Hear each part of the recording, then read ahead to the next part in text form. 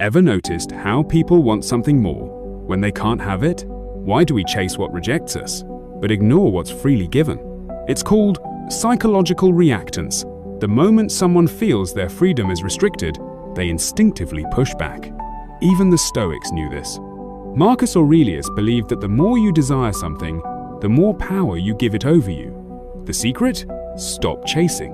When you pull back, something strange happens. Rejection turns into curiosity. Curiosity turns into desire.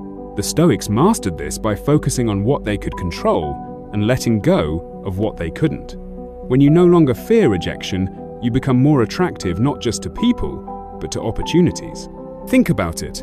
Why does saying, "Don't touch the red button," make you want to press it more? Because we value what feels out of reach. The irony? The less you care about winning, the more likely you are to win.